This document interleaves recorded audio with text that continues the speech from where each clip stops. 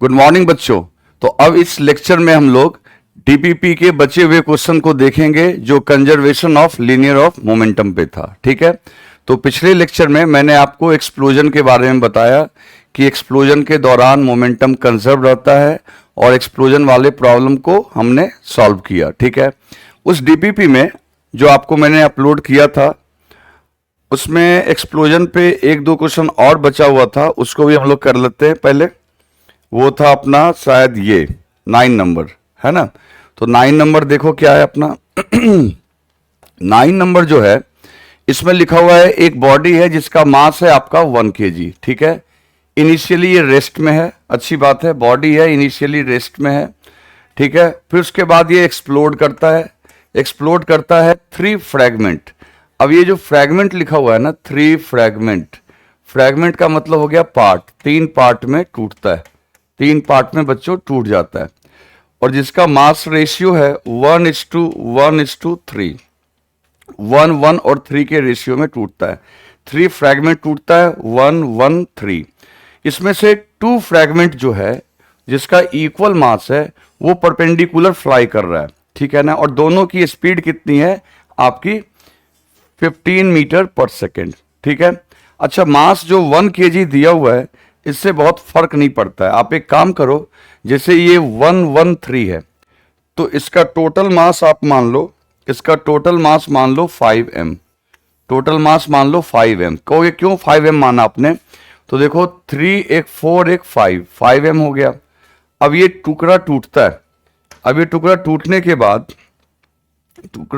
के बाद ये एक बॉडी बना, ये एक बॉडी बना और ये एक बॉडी बना। ठीक है, ये गया ऊपर, ये गया इधर, मतलब इन दोनों के बीच की एंगल कितनी है 90 डिग्री, वो दी गई है। और तीसरा जो आपका 3m है उसके बारे में बच्चों अपने को आइडिया नहीं है। ठीक है ना, ये इधर जा रहा है कितने से 15 मीटर पर सेकेंड से, और ये भी कितने से जा रहा है 15 मीटर पर सेकेंड से, और इसकी वेलोसिटी नहीं दी गई है। मैंने आपको क्या बोला था, जिसकी वेलोसिटी नहीं दी गई है उसको लेके टेंशन नहीं लेना है। करना क्या है बच्चों, P I equals to P F, initial momentum equals to final momentum, क्योंकि आपका एक्सप्लोजन में आपको क्या लगाना है, conservation of linear momentum. Initial momentum आपका 0 है क्योंकि इनिशियली बॉडी क्या थी, रेस्ट में। फाइनली क्या होगी, ये देखो ये जा रही है इधर, तो ये हो गया m into 15i plus m into 15j। अगर आप ij के फॉर्म में काम करोगे तो ऐसे प्रॉब्लम को सॉल्व करना बहुत ही आसान है। ठीक है, तो 15i और 15j और प्लस P3 के बारे में अपने को कोई आइडिया नहीं है तो उसको अपने को लिख देना है इस तरीके से ही। ठीक है, अब इधर आ जाओ, इधर हो गया आपका P3 को इधर ले आते हैं या इनको उधर भेज देते हैं, तो P3 इक्वल्स टू क्या हो जाएगा बच्चों, माइनस m इंटू 15i और minus m into 15j। Okay, तो यानी P3 के ये 2 कंपोनेंट निकल गए ij के फॉर्म में। क्लियर।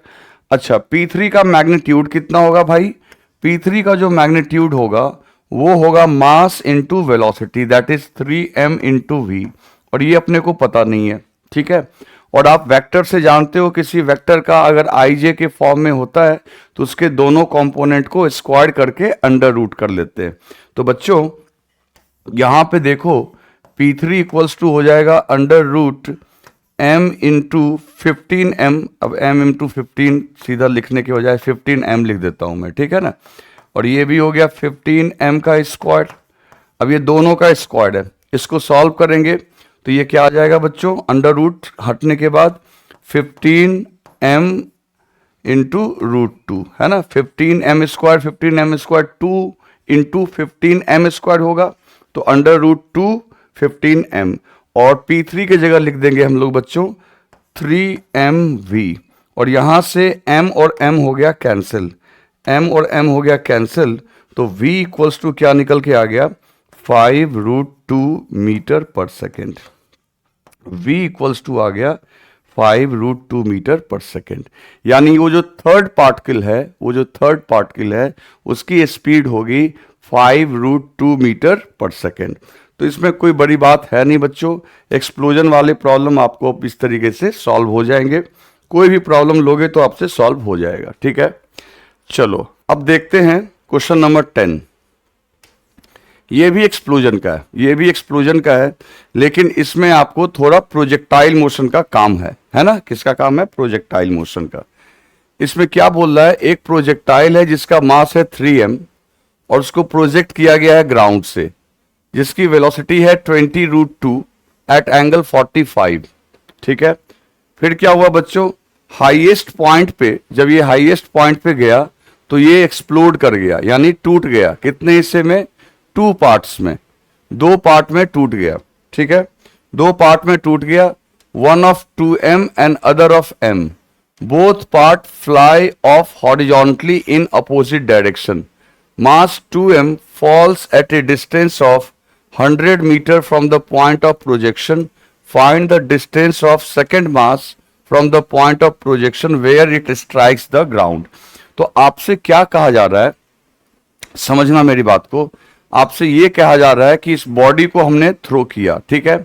जब बॉडी अपने हाईएस्ट पॉइंट पे गई, बॉडी कहाँ गई? हाईएस्ट पॉइंट पे, यानी प्रोजेक्टाइल मोशन के दौरान, तो वहां पे वो एक्सप्लोड कर गई 2 पार्ट में। एक पार्ट हुआ आपका 2m और दूसरा पार्ट हो गया m, ठीक है। उसमें से 2m वाला जो था वो 100 मीटर दूर गया पॉइंट ऑफ प्रोजेक्शन से, तो पूछता है m वाला कहां गिरेगा, ठीक है ना। तो अब एक काम करते हैं बच्चों, जब डायग्राम मैं बनाऊंगा तब आपको ज्यादा अच्छा समझ में आएगा। एक काम करते हैं, डायग्राम बना लेते हैं इसका। सबसे पहले आप समझो, ये बॉडी है जिसका मास है आपका 3m, ठीक है ना, 3m। इसको थ्रो किया गया, इसको थ्रो किया गया यहां से, ठीक है। वेलोसिटी की बाद में बात कर लेंगे। जब ये हाईएस्ट पॉइंट पे था, ठीक है ना, जब ये हाईएस्ट पॉइंट पे था, यहां पहुंचा, यानी ये 3m, उसी समय इसमें एक्सप्लोजन हुआ। अगर एक्सप्लोजन नहीं होता, समझना मेरी बात को, एक्सप्लोजन नहीं होता तो ये इस पाथ पे चलता हुआ यहां गिर जाता। अब देखो इसमें क्या दिमाग लगेगा बच्चों तगड़ा। अगर एक्सप्लोजन नहीं होता तो ये इस पैराबोलिक पाथ पे यहां आके गिर जाता, और यहां आके गिर जाने का मतलब है ये पूरी बॉडी जो है, ऐसे मैं ना ऐसे डॉट डॉट करके दिखा रहा हूं ताकि ये समझो कि ये गिरा नहीं है। अगर एक्सप्लोजन नहीं होता तब गिरता, और इसका सेंटर ऑफ मास यहां पे होता, इसका सेंटर ऑफ मास यहां पे होता, बॉडी की सेंटर ऑफ मास यहां पे होती, है ना। लेकिन हुआ क्या कि ये एक्सप्लोड कर गया। तो एक्सप्लोड कर गया 2 पार्ट में, एक पार्ट हो गया आपका 2m और एक पार्ट हो गया आपका m। अब मेरे को पता करना है कि कौन कहां गिरा। 2m के बारे में तो इसने बोल दिया है कि 2 पार्ट जब टूटा तो एक पार्ट तो आपका यहां जाके गिरा है, मतलब ये 2m जो है ये हॉरिजॉन्टली फ्लाई किया होगा, ऐसे टूटा होगा, और ये दूर जाके यहां गिरा, ठीक है ना। और ये जो डिस्टेंस है, जो दूसरे पार्ट की बात की जा रही है, दैट इज 2m की बात की जा रही है, वो 100 मीटर पे, कहां पे है? 100 मीटर पे, ठीक है। तो पूछता है ये वाला पार्ट कहां गिरेगा। अब एक बात समझना, नहीं ब्लास्ट होता, नहीं एक्सप्लोजन होता तो सेंटर ऑफ मास यहां गिरता, मतलब ये डिस्टेंस को मैं रेंज मान लेता हूं। ये है आपका रेंज। क्या है? रेंज। रेंज निकाल लेते हैं। रेंज कैसे निकालेंगे बच्चों? याद होगा u² sin 2 थीटा बाई जी। अब ये u² कितना दिया हुआ है, यानी वेलोसिटी 20√2, तो ये हो जाएगा 20√2 का स्क्वायर। एंगल कितना दिया हुआ है? 45, तो sin 2 थीटा sin 90 हो जाएगा, तो 1 एंड अपॉन जी। तो ये आपका आ जाएगा कितना? ये आपका आ जाएगा 80 मीटर। सॉल्व करके देख लो भाई, ये 20 का स्क्वायर हो जाएगा 400, 400 इंटू 2 800, और 10 से कट गया 80 मीटर, ठीक है ना। तो इसका मतलब है कि ये जो पार्टिकल का जो फॉल करेगा वो रेंज आएगा आपका 80 मीटर। कहाँ पे गिरेगा? 80 मीटर पे गिरेगा, ठीक है ना। और जो बॉडी गिर रही है वो गिर रही है 100 मीटर पे, यहां जाके। कौन सी वाली? 2m वाली। तो फिर ये कहां गिरेगी?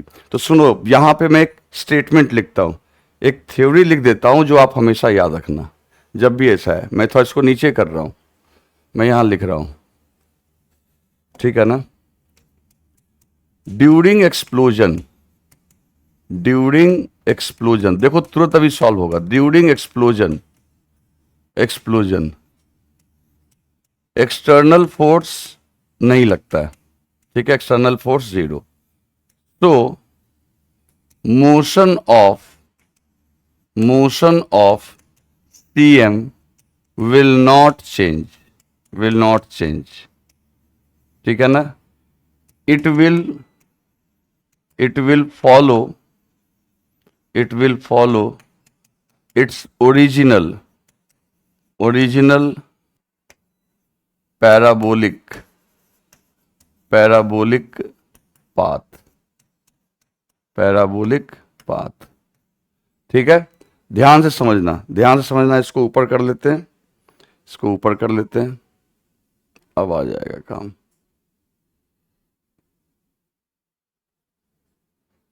थोड़ा छोटा कर लेते हैं,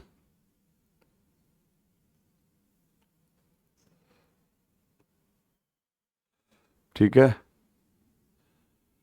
तो देखो अब यहां पे क्या होगा बच्चों, मैंने यही कहा कि देखो अगर एक्सप्लोजन होता है तो कोई एक्सटर्नल फोर्स नहीं लगता है, और एक्सटर्नल फोर्स अगर नहीं लगेगा तो उस दौरान आपका सेंटर ऑफ मास की मोशन भी चेंज नहीं होगी।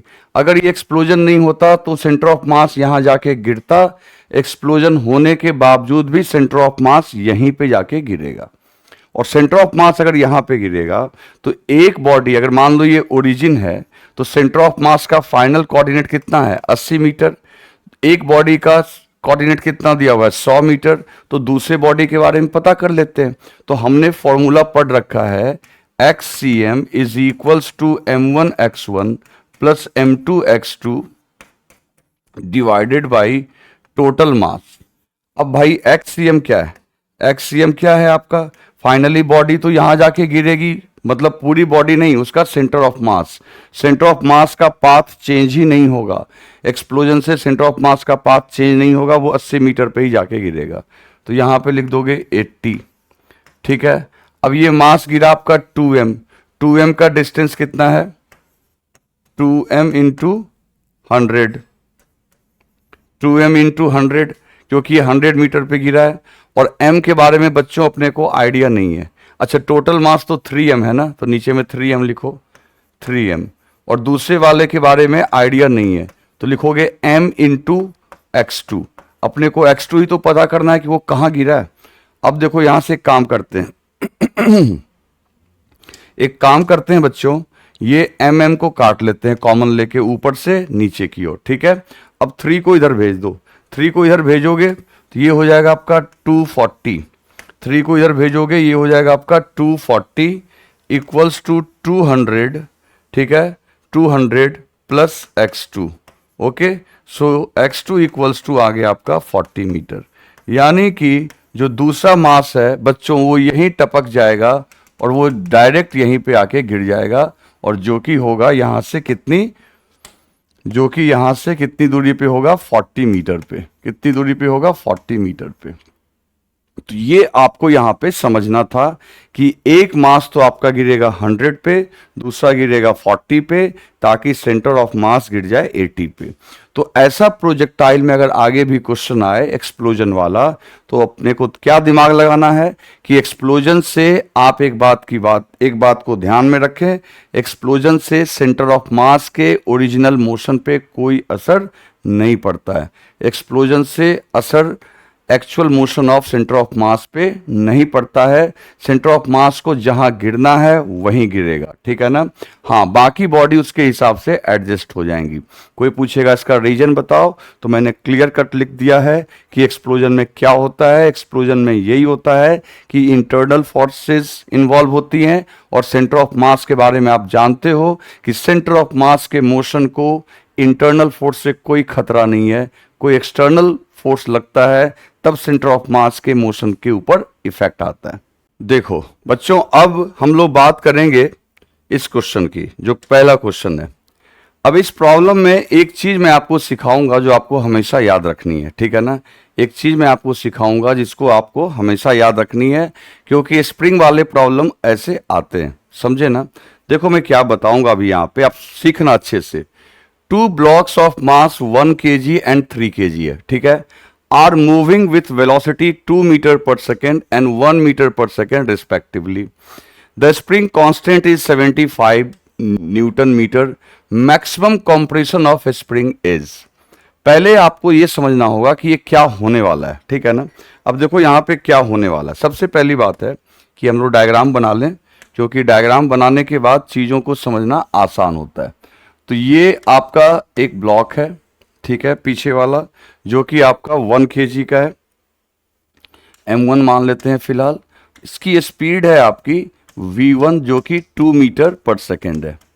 इसके आगे स्प्रिंग से लगा हुआ एक दूसरा ब्लॉक है जिसकी वेलोसिटी है आपकी 1 metre per second, that is v2, और इसका मास है आपका m2 जो कि है 2 kg, और स्प्रिंग का कांस्टेंट भी आपको दिया हुआ है। सवाल है कि ये मोशन होगा कैसे, क्या होगा यहां पे, मोशन कैसे हो रहा होगा।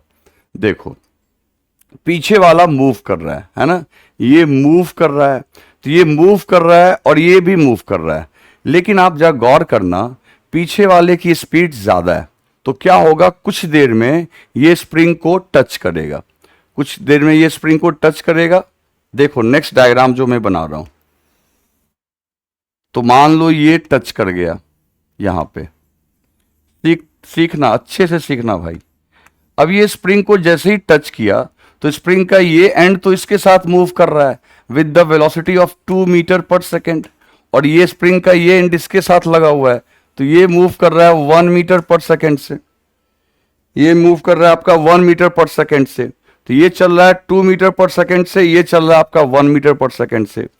तो अब सोचो पीछे वाले की स्पीड क्या है, ज्यादा, और अगली अगली जो है वो स्लो चल रही है। पीछे वाले की स्पीड क्या है, ज्यादा, और अगली जो है वो स्लो चल रही है।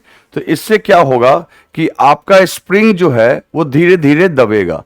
पीछे वाले का स्पीड अगर ज्यादा है और आगे वाले का कम है, तो वो धीरे धीरे स्प्रिंग को क्या करेगा, कंप्रेस करेगा, धीरे धीरे स्प्रिंग को क्या करेगा, कंप्रेस करेगा। बात समझे, आगे वाला स्लो, पीछे वाला तेज, तो स्प्रिंग को धीरे धीरे वो क्या करेगा, कंप्रेस। तो बच्चों जैसा कि पीछे वाले की स्पीड ज्यादा है, आगे वाले की स्पीड कम है, तो होगा क्या, ये पीछे वाला ब्लॉक ज्यादा तेज चलेगा तो स्प्रिंग में आएगी कॉम्प्रेशन। क्या आएगी, कॉम्प्रेशन।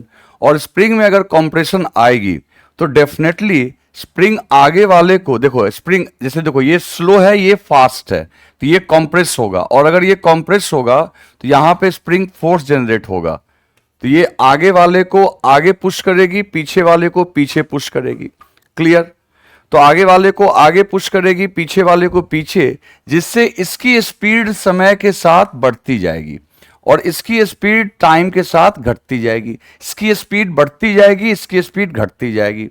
तो ऐसा है कि मान लो, जैसे मैं आपको बस समझने के लिए बोल रहा हूं कि किसी समय इसकी स्पीड बढ़ के हो गई है 1.4, 1 से बढ़ के कितनी हो गई, 1.4, और इसकी स्पीड घट के 2 से हो गई है 1.6, लेकिन पीछे वाला अभी भी तेज चल रहा है।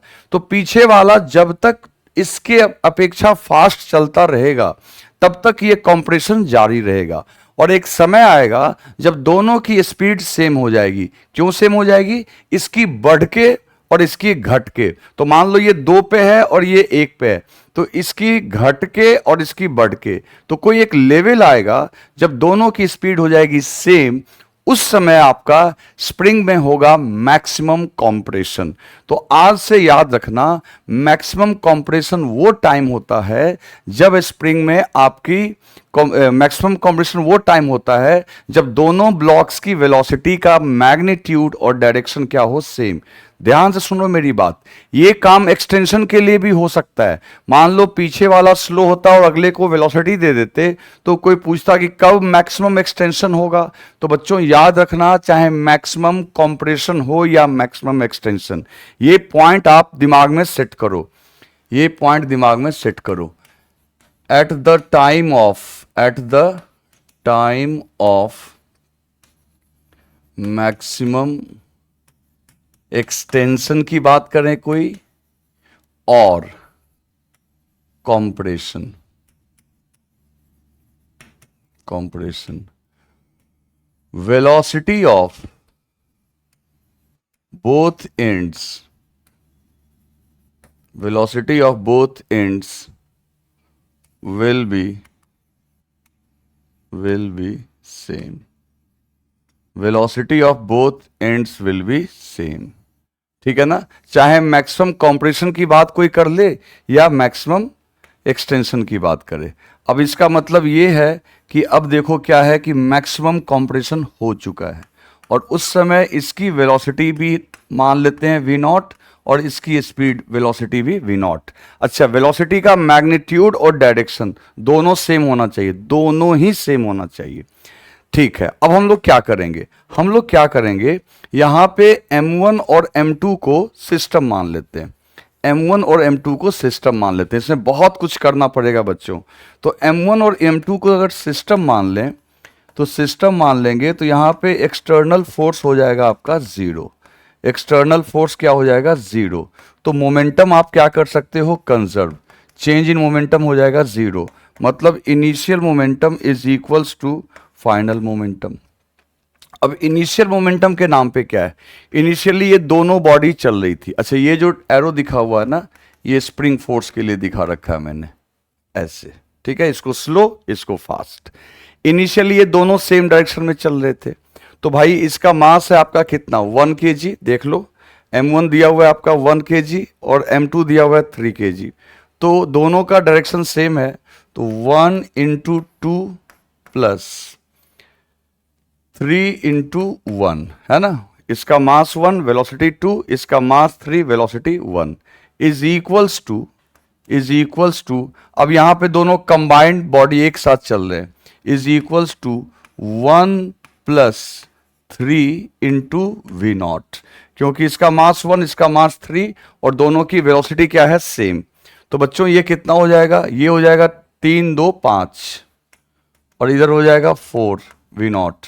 यानी कि फाइनल वेलोसिटी जो इनकी होगी वो 5/4 मीटर पर सेकेंड।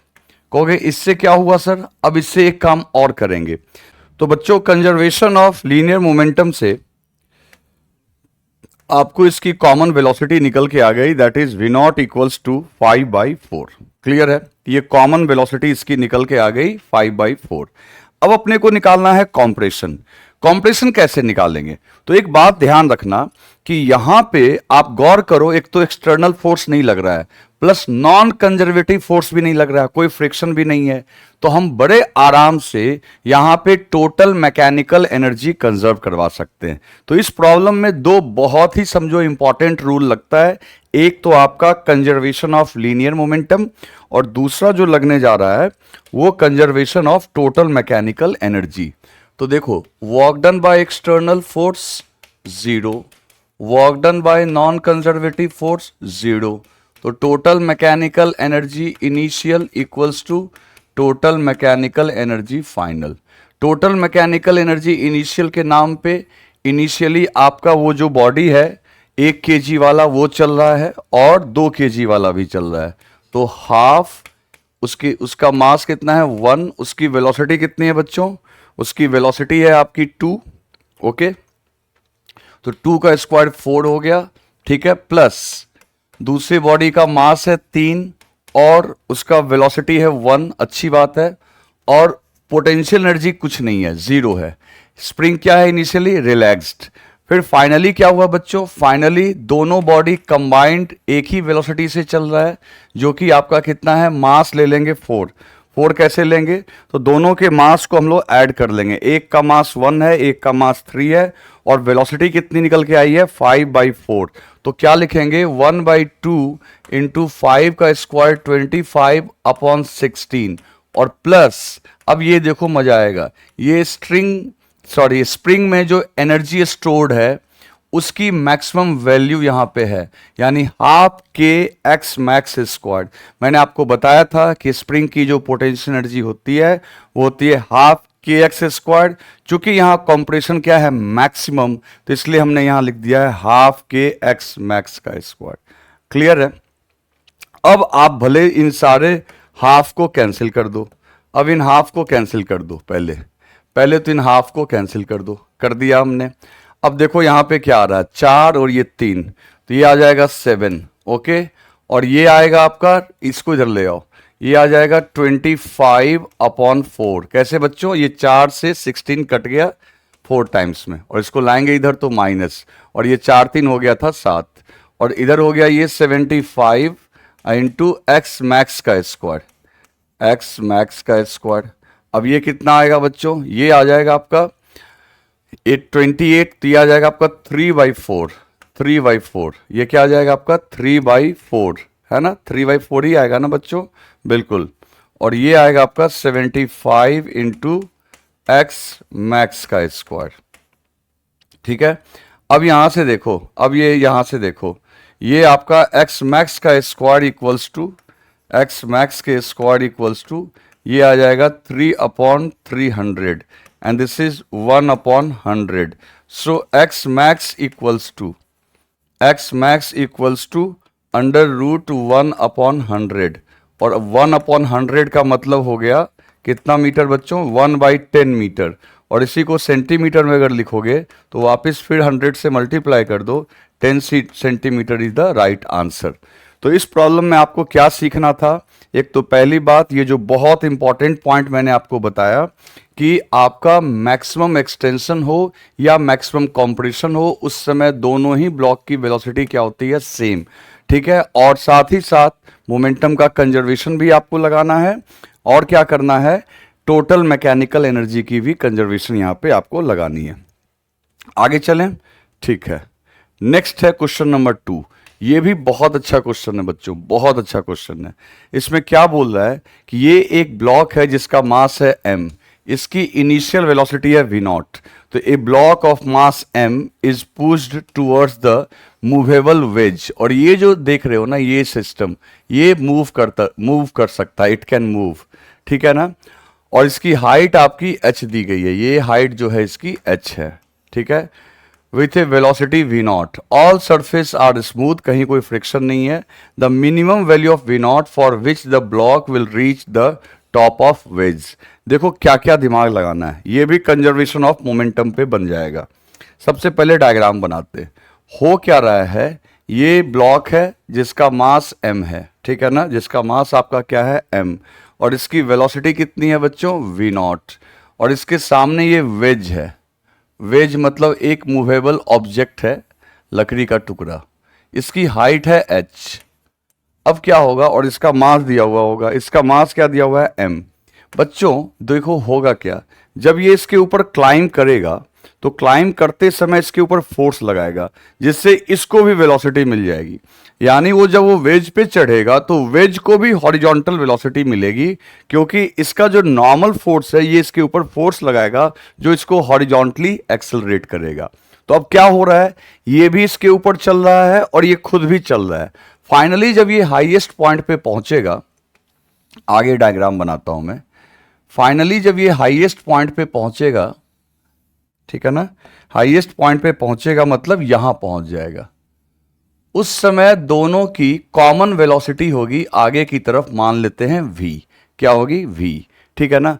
और चूंकि उसने लिखा होगा सर इसकी ऊपर की ओर भी तो एक वेलोसिटी हो सकती है, बच्चे इसने क्या बोला है, कम से कम वेलोसिटी देना है, तो कम से कम देना है, तो मैं ये मान के चलूंगा कि जब ये इसके टॉप पे पहुंचेगा तो इस वेज के रिस्पेक्ट में वो रेस्ट में आ जाएगा, मतलब कि उसको वर्टिकल कोई वेलोसिटी नहीं होगी। ऐसे तो बहुत तेज फेंक दोगे तब तो ये इसके ऊपर भी उछल के चला जाएगा, लेकिन मेरे को बस यहीं तक पहुंचाना है। लेकिन जब ग्राउंड से बैठ के हम देखेंगे तो यहां पे ये ब्लॉक रेस्ट में नजर नहीं आएगा, क्योंकि वो वेज के साथ है तो वो भी इसके साथ आगे ही मूव कर रहा होगा, यानी फाइनली ये दोनों बॉडी साथ साथ ही आगे जा रहे होंगे, ठीक है। तो अब एक काम करते हैं हम लोग, स्मॉल m और कैपिटल M को मान लेते हैं सिस्टम, क्या मान लेते हैं, सिस्टम। और अगर इसको सिस्टम मान लेंगे तो इनके ऊपर लगने वाला एक्सटर्नल फोर्स क्या हो जाएगा, 0। और एक्सटर्नल फोर्स अगर 0 हो जाएगा तो initial momentum is equals to final momentum. और इनिशियल मोमेंटम कितना है बच्चों, तो इनिशियल मोमेंटम है m इंटू v0, ठीक है। और ये तो रेस्ट में है, फाइनली दोनों का एक्स एक्सिस के लॉन्ग, तो ये मोमेंटम किसके लॉन्ग कंजर्व करवा रहे हैं, एलोंग एक्स एक्सिस। याद रखना वर्टिकल डायरेक्शन में तो mg लग रहा है, उधर मेरे को मोमेंटम कंजर्व नहीं करवाना है, मेरे को हॉरिजॉन्टल करवाना है। और हॉरिजॉन्टल अगर इन दोनों को सिस्टम मान लोगे तो आपस में जो नॉर्मल फोर्स है वो इंटरनल हो जाएगा, तो अंदर में कोई भी एक्सटर्नल फोर्स एक्स एक्सिस के लॉन्ग नहीं लग रहा है। तो ये हो जाएगा m into v not plus 0, और जब ये दोनों साथ चल रहे होंगे तो capital M plus small m into v, यहां पे इनकी वेलोसिटी साथ हो जाएगी इंटू वी। क्लियर है? अब यहां से देखो, अब यहां से देखो v इक्वल्स टू क्या निकल के आ गया, v इक्वल्स टू निकल के आया m v not upon capital M plus small m। ये इन दोनों की फाइनल कंबाइंड वेलोसिटी है। लेकिन अभी आपको वी नॉट से वी नॉट ही तो पूछा गया है, वी नॉट की तो वैल्यू मांगी जा रही है, तो ये भी अननोन, ये भी अननोन। एक इक्वेशन मेरे पास अभी और है जो कुछ देर पहले हमने पिछले प्रॉब्लम में भी किया था, that is conservation of total mechanical energy. Conservation of total mechanical energy क्या करेंगे हम लोग, total mechanical energy initial equals to total mechanical energy final. Initially क्या था बच्चों, इनिशियली सिर्फ ये मूव कर रहा था, तो क्या लिख देंगे, half m v not square. Okay, finally क्या हो रहा है, फाइनली ये दोनों मूव कर रहे हैं एक साथ, तो लिखेंगे half capital M plus small m, ठीक है ना, इंटू वी स्क्वायर। और साथ ही साथ बच्चों एक चीज और ना भूलो कि इसकी हाइट बढ़ गई है, पहले ये ग्राउंड पे था, अब इसकी हाइट h बढ़ गई है, तो इसके पास पोटेंशियल एनर्जी भी आ गई।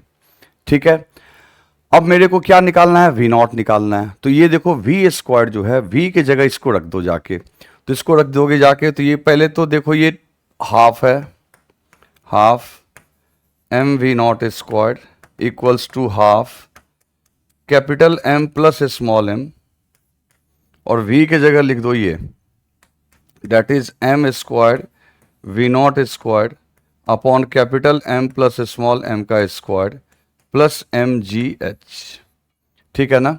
अब इसमें से कुछ कट सकता है, कुछ कट सकता है, तो एक चीज कट सकता है। देखो क्या क्या कट सकता है, जिसको जो कट सकता है उसको हटा दो। एक तो ये इसके पावर से कट गया, ठीक है, उसके बाद ये स्मॉल m, इसका पावर स्मॉल m का, और ये पूरा का पूरा स्मॉल m कट गया। अब बचा यहां पे क्या बच्चों, अब बचा यहां पे वी नॉट स्क्वायर्ड बाई 2, अच्छी बात है, और कुछ नहीं बचा। यहां क्या बचा, m v not square by 2 capital M plus small m। Clear है नीचे में। और यहां पे क्या बचा, GH। अब इनको इधर ले आओ, इनको इधर ले आओ, इनको इधर ले आओ, ऐसा करो ना 2 से भी मल्टीप्लाई कर दो ताकि 2 खत्म हो जाए।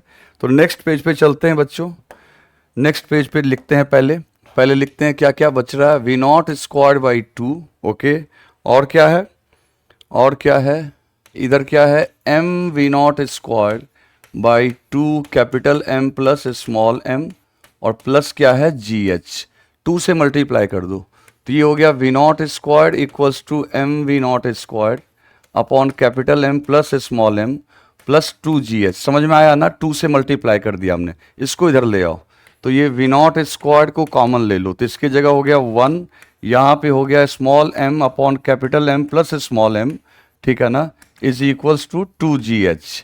अब यहाँ पे वी नॉट स्क्वायर में इसमें एलसीएम ले लो, capital M plus small m, तो ये हो जाएगा capital M plus small m minus small m is equals to 2GH।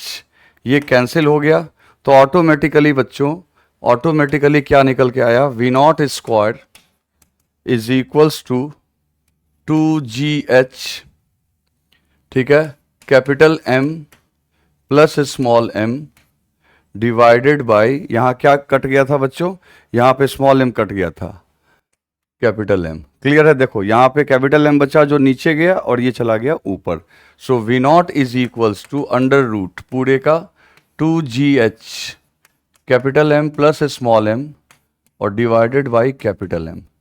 ये आंसर होगा which is given in some option, किसी न किसी ऑप्शन में होगा, डेफिनेटली है, और it is given in option number 4। ठीक है ना। तो 4 में आपका आंसर हुआ। देखो इस क्वेश्चन में हमने एक साथ मोमेंटम को भी कंजर्व करवाया है और उसके बाद आपको एनर्जी को भी कंजर्व करवाया है। तो बच्चों ये इनका ना कॉम्बो आता रहता है, एक ही प्रॉब्लम में मोमेंटम को भी कंजर्व करवाने की बात आती है और टोटल मैकेनिकल एनर्जी को भी। क्लियर? चलो अब बच्चों इसमें ये रॉकेट वाला प्रॉब्लम बच गया ये। तो बच्चों नेक्स्ट प्रॉब्लम है ये रॉकेट वाली। अब ये रॉकेट वाली प्रॉब्लम जो है जो ये भी आपका कभी ना कभी एग्जाम में आता ही है, हालांकि ज्यादा फेमस नहीं है अभी ये, लेकिन इसके आने की उम्मीद है और इसमें भी कंजर्वेशन ऑफ मोमेंटम है। तो मैं इसमें आपको 2-3 इसके जो फॉर्मूला है मेन वो मैं आपको समझा देता हूं। देखो होता क्या है, रॉकेट जब उड़ता है ना, रॉकेट जब उड़ता है तो रॉकेट में आपका फ्यूल होता है, फ्यूल, ठीक है, और फ्यूल उसके नोजल से बाहर निकलती है, ठीक है। रॉकेट में फ्यूल होता है, फ्यूल को हम लोग बर्न करते हैं और फ्यूल जब बर्न होता है तो वो हॉट गैस बनता है और उस गैस को वेरी हाई वेलोसिटी के साथ नीचे फेंका जाता है, जिससे कि रॉकेट को ऊपर की ओर थ्रस्ट मिलता है। क्या मिलता है? ऊपर की ओर थ्रस्ट, और रॉकेट जो है मूव करना स्टार्ट करती है। अब ऐसा होता क्यों है दोस्त? देखो जो आपका फ्यूल है वो रॉकेट का ही हिस्सा था और वो दोनों इनिशियली रेस्ट में थे। अब उसमें से एक पार्ट जो उसका फ्यूल है उसको आपने गैस में कन्वर्ट करके और नीचे नोजल से आपने थ्रो किया, यानी उसको मोमेंटम डाउनवर्ड डायरेक्शन में दिया, तो रॉकेट के जो पूरे पार्ट को मोमेंटम किधर मिलेगा? ऊपर। दैट्स वाई गैस नीचे जाती रहती है और रॉकेट अपना ऊपर उड़ता रहता है। क्लियर है? तो ये आप समझो, मतलब रॉकेट में जो फ्यूल बर्न होती है उससे अपना यहां पे क्या होता है कि रॉकेट को ऊपर की ओर थ्रस्ट मिलता है। अब इसमें क्या क्या पॉइंट है पहले वो समझो। आपको एग्जाम में क्या क्या दिया हुआ रहेगा? एक दिया हुआ रहेगा रेट, आर दिया हुआ रहेगा, और आर क्या है बच्चों? ये है -dm/dt। माइनस साइन इसलिए लिखा है हमने यहां पे क्योंकि डी का मतलब चेंज होता है और रॉकेट का मास घट रहा होता है, ठीक है ना। तो आर का मॉड में भी दिया रहता है, ठीक है। तो ये आर जो है ये क्या है? Rate of fuel consumed. Rate of fuel consumption लिख देता हूं मैं, कंजम्पशन है ना, किस रेट से फ्यूल आपका कंज्यूम हो रहा है। जैसा कि इस प्रॉब्लम में देखो ये लिखा हुआ है 0.1 kg/s। ओके, अच्छा, उसके बाद इसको फ्यूल को बर्न करने के बाद उसको नीचे फेंका जाता है, जिसको बोलते हैं यू। यू है speed of gas. Speed of gas, जो आपने गैस वहां के अंदर बर्न किया और उसको फेंका with respect to rocket, with respect to rocket. Okay, अच्छा, यहां पे एक टर्म होगा एम नॉट। एम नॉट क्या होगा? Initial mass, initial mass of the rocket. इसमें फ्यूल को लेके है, टोटल फ्यूल और प्लस रॉकेट का इंजन सब कुछ लेके जो मास होता है वो हुआ initial mass of rocket. Okay, उसके बाद अब एक काम करते हैं, तो ठीक है, यहां तक तो समझ गए। तो रॉकेट के ऊपर की ओर एक फोर्स लगेगा जिसको बोलेंगे हम लोग Ft, यानी थ्रस्ट फोर्स। थ्रस्ट, इसको क्या बोलेंगे बच्चों? Thrust force, thrust force Ft, और इसकी वजह से ही रॉकेट ऊपर उड़ेगा। अच्छा, कहोगे कि सर रॉकेट की ग्रेविटी को यहां हम कंसीडर करें या ना करें? तो देखो बच्चों, रॉकेट का उड़ना एक बहुत वायलेंट प्रोसेस है। नॉर्मली हम लोग ग्रेविटी को कंसीडर यहां पे नहीं करते हैं, नेग्लेक्ट करते हैं, सीधा मान के चलते हैं कि थ्रस्ट फोर्स ही लग रहा है, लेकिन उसको कंसीडर किया भी जा सकता है किसी प्रॉब्लम में। तो अगर हम नेग्लेक्ट करें ग्रेविटी को तो रॉकेट पे लगने वाला फोर्स, थ्रस्ट फोर्स जो होता है उसकी वैल्यू होती है R इंटू यू। क्या होती है बच्चों? R into you. रॉकेट पे जो थ्रस्ट लगेगा उसकी वैल्यू आएगी, उसका मैग्नीट्यूड, मॉड के हिसाब से मैं बता रहा हूं, मॉड के हिसाब से बता रहा हूं, मैग्नीट्यूड जो है R इंटू यू। R क्या है? रेट ऑफ फ्यूल कंजम्पशन, ठीक है, और u है उस फ्यूल की velocity with respect to time, ठीक है। तो ये हो गया आपका Ft, यानी कि रॉकेट के ऊपर लगने वाला थ्रस्ट फोर्स। तो रॉकेट का एक्सेलरेशन कितना होगा बच्चों? तो ft अपॉन m, जो रॉकेट का मास m है। अच्छा, इनिशियल मास m0 है, तो किसी टाइम t पे जो मास होगा वो होगा m0 minus R T. m0 minus R T क्यों बच्चों? मान लो मास है 100 kg और 2 kg पर सेकेंड से उसका गैस वहां से निकल रहा है, तो पर सेकेंड 2 kg उसके मास में घटाओगे ना, तो वही इनिशियल मास में से माइनस आर टी किया। आर की वैल्यू अगर 2 kg है तो 10 सेकेंड में तो कितना हो जाएगा, 2 इंटू 10 यानी 20 घटाओगे, तो ये हो गया आपका m। तो रॉकेट का जो एक्सेलरेशन है वो हो जाएगा, एफ टी की जगह लिख दो r u divided by m not minus are t. This is acceleration of rocket. यही रॉकेट का एक्सेलरेशन का फॉर्मूला होता है, याद रखिएगा। लेकिन इसमें एक बात याद रखिएगा, यहां हमने we neglect the effect of gravity. हमने ग्रेविटी के असर को नेग्लेक्ट किया है। क्योंकि नहीं सर हम कंसीडर करना चाहते हैं, तो कंसीडर करना चाहते हैं तो उस केस में नेट फोर्स हो जाएगा आपका, थ्रस्ट फोर्स में आप उसके ग्रेविटेशनल फोर्स को माइनस करेंगे, F T minus M G, और फिर ये नेट फोर्स के जगह लिखेंगे mass into acceleration equals to F T minus M G. So a equals to हो जाएगा F T upon M minus G, और एफ टी की जगह लिख दोगे आर यू और एम के जगह लिख दोगे M not minus are T minus G. देखो कुछ नहीं किया हमने। अगर ग्रेविटी को अगर आपने कंसीडर किया तो जो एक्सेलरेशन बिना ग्रेविटी की आ रही थी उसमें से आपको जी क्या कर लेना है, माइनस। क्लियर? अच्छा, रॉकेट का जो एक्सेलरेशन है टाइम के फंक्शन में देख रहे हो ना आप, इसमें सब कुछ पता चल गया आपको कौन क्या है, सबके बारे में मैंने आपको बता दिया है। अच्छा, अगर कोई पूछेगा रॉकेट के वेलोसिटी का मैग्नीट्यूड बताओ, किसका? रॉकेट के वेलोसिटी का मैग्नीट्यूड टाइम के फंक्शन में, तो वो भी हम लोग निकाल सकते हैं। तो वो जो फॉर्मूला निकल के आता है बच्चों, तो रॉकेट की जो वेलोसिटी होती है v, वो होती है u। इसको सबको डिराइव किया जा सकता है, बट आप बहुत इंपॉर्टेंट नहीं है तो आप फॉर्मूला याद रखो बस।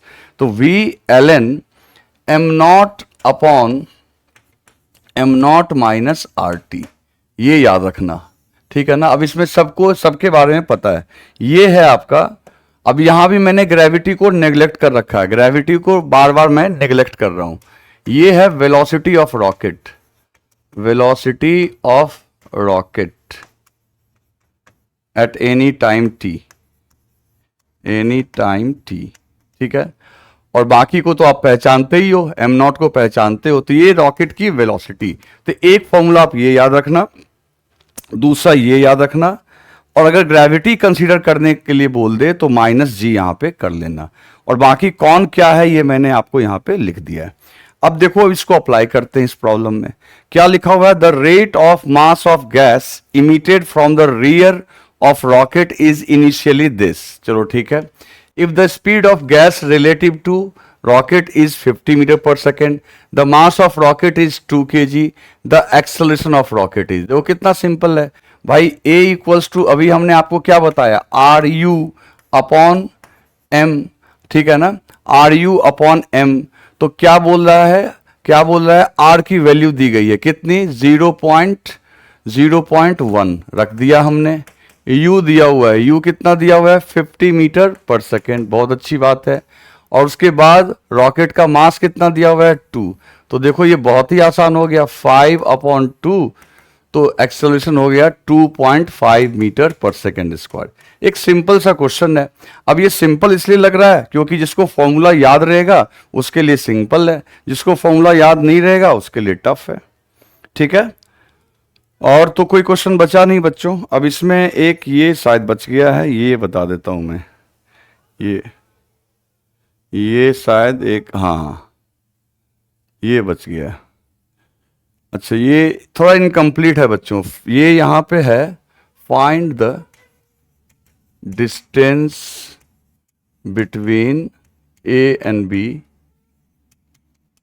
आफ्टर 5 सेकेंड, ये लिखा हुआ है। देखो यहां पे क्या बोल रहा है, यहां पे 2 स्केटर है, एक स्केटर ये है और ये एक स्केटर है दूसरा। ये दोनों एक दूसरे को पुश करता है। ए का मास है m और बी का मास है 2m। इनिशियली ये रेस्ट में और ये लोग आइस पे बैठे हुए हैं, मतलब कि कोई फ्रिक्शन नहीं है। फिर ये दोनों एक दूसरे को क्या करते हैं, पुश। पुश करने के बाद देखो ए की वेलोसिटी मान लो इधर आ गई v, और बी की वेलोसिटी जो है इधर को दी गई है, बी की वेलोसिटी इधर को दी गई है, और वो दी गई है कितनी, 2 metre per second, 2 metre per second, और इसकी वेलोसिटी कितनी है, v। क्लियर है। तो एक काम करते हैं हम लोग, initial momentum equals to final करते हैं। तो इनिशियली दोनों रेस्ट में थे, फाइनली ये इधर को आ रहा है, और इसका मास कितना है आपका 2m। तो इसके मोमेंटम को हमने लिख दिया 2m इंटू 2, और a जाता है अपोजिट, तो -m इंटू v। v नहीं पता मेरे को, इसको इधर ले आओ। mv इक्वल्स टू ये हो जाएगा आपका 4m। सो mm कट गया, तो ऑटोमेटिकली v की जो a की जो वेलोसिटी है, ए की जो वेलोसिटी है वो निकल के आ जाएगी आपको, ए की जो वेलोसिटी है वो निकल के आ जाएगी कितनी, 4 मीटर पर सेकेंड। ठीक है ना। तो यहां से mm कटा तो v आ गया 4 मीटर पर सेकेंड, यानी ये जा रहा होगा 4 मीटर पर सेकेंड से। तो कहता है 5 सेकेंड के बीच, इनके बीच कितना गैप होगा, तो 5 सेकेंड में ये इधर जाएगा 10 मीटर, 5 दूनी 2 है ना, ये जाएगा आपका 10 मीटर, और ये भी 4 है तो ये जाएगा इधर 20 मीटर। कितना जाएगा, 20 मीटर। तो फाइनली दोनों के बीच का डिस्टेंस जो हो जाएगा 30 मीटर। तो इसमें कुछ था नहीं बच्चों, कुछ था नहीं, ये आखिरी क्वेश्चन था। मतलब इसमें भी आपने मोमेंटम बैलेंस किया, दो स्केटर है, दोनों फ्रिक्शनलेस सरफेस पे है, एक दूसरे को पुश कर रहा है, तो इसको इधर वेलोसिटी मिल गई और इसको इधर। क्लियर है। तो इस तरीके से इनके बीच का डिस्टेंस आ गया आपका 30 मीटर। चलो, तो ये तो था लीनियर मोमेंटम के ऊपर डीपीपी, ये हमने अब कंप्लीट कर लिया। नेक्स्ट लेक्चर में आपको कॉलिजन की थ्योरी आएगी, और उसके बाद फिर कॉलिजन का डीपीपी आएगा। ठीक है बच्चों, तब तक इसको आप रिवाइज करते रहना।